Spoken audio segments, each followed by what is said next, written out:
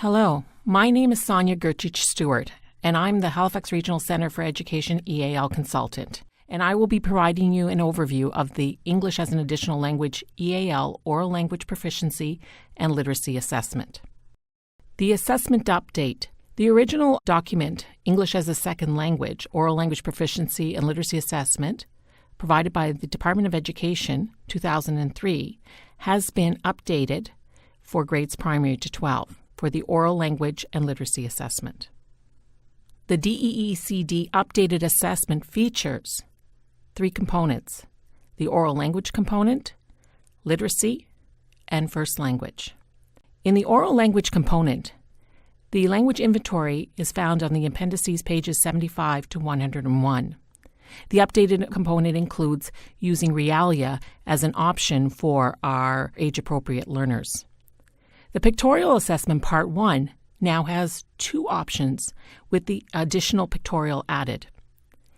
And finally, the Pictorial Assessment Part 2 is the same. It also includes an update with the literacy component, focusing in using the Fountas and Pinnell 3rd edition kits 1 and 2, and would cover grades P to 8 or high school. Finally, we have updated the first language L1 in the written form using the writing prompts on page 24. The procedure includes the updated features. Number 1, the EAL student profile and language survey includes the L1 optional writing sample. Number 2, the oral language inventory can be used as necessary dependent on the age appropriateness of the new arrival. Number 3, the pictorial assessment number 1 has added the additional pictorial. Number 4, the updated literacy assessment using Fountas and Pinnell 3rd edition kits 1 and 2 for reading and writing. 5, the assessment reporting for classroom teachers utilizing EAL Online or feedback. And 6, the classroom teacher feedback response form. Once the language background profile has been determined, then the confirmation of the classification of newcomer students is necessary.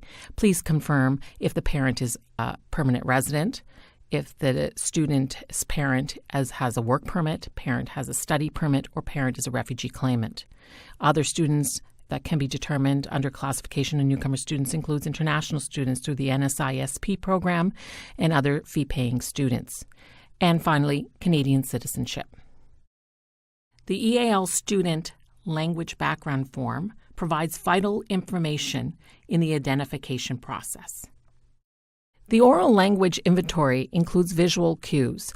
1 to 14 can be located on pages 75 to 101. This can be utilized for age-appropriate distribution. However, online photos using the iPad and realia, real objects, is encouraged. The focus of the oral language inventory is to review colors, random numbers including counting and recognizing random single, double, triple digits, the alphabet, including identifying capital and lowercase letters in print and script, and vocabulary, such as classroom objects, parts of the body, clothing, family members, food, shapes, and prepositions. The Pictorial Assessment, Part 1, includes the option of utilizing the existing image of the airport, which is located on page 103. An additional option is the pictorial that's entitled At School in the Cafeteria, which mimics the format of Pictorial Part 1 at the airport and can be used for age-appropriate students at the junior high or high school level. Pictorial Part 2, located on page 17, which focuses on past, present, and future tenses, remains the same. Now that we have completed the oral language component of the assessment, we will be looking at the literacy component. The literacy component starts with a reading, decoding of words. As you know, many of our new arrivals may come at any point in their educational grade level equivalent here in Canada, or they may have had previous education. So in order to determine what reading to provide, we have the option of providing them with the Slauson Oral Reading Test, the SORT, or utilizing the Fountas and Pinnell Kit Word Test, which assessment form can be found on pages 168 and 169, or the Fontes and Pinnell Kit Word Test Kit 2 is located in the Student Forms Optional Assessments book, pages 1 to 8. The students will be reading those words, and the purpose of obviously reading the words is about decoding. It is not about meaning. If students make more errors in any one list, that list would be deemed too difficult, and you would go back to a previous list based on age appropriateness of the learner. Once the determined grade level is reached through the word list or the SLOSN, you can proceed to choosing a nonfiction reading level text. And it falls under 4 categories of emergent, early, transitional, and fluent. Reading level texts A to N are located in Kit 1, and reading levels L to Z are located in Kit 2. Kit 2 includes levels L to Z. The L1 writing sample is a very important aspect of the assessment for the new arrival.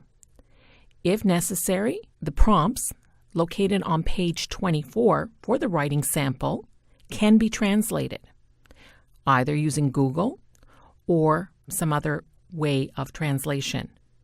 The writing prompt can be chosen based on the age appropriateness of the learner. At this point, you would have collected information on the oral language and the literacy components for the learner. It is important to determine where and what level the student is at upon arrival. As you can see, there is level 1, which is new to English, level 2, which is beginner, level 3, intermediate, level 4, advanced, and level 5, fluent.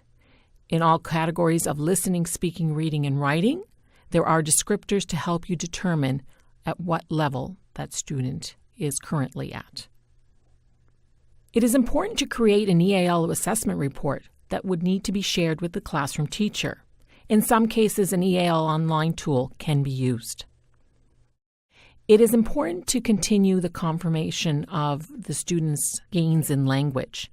And with that, clarity in communication with the classroom teacher is absolutely necessary.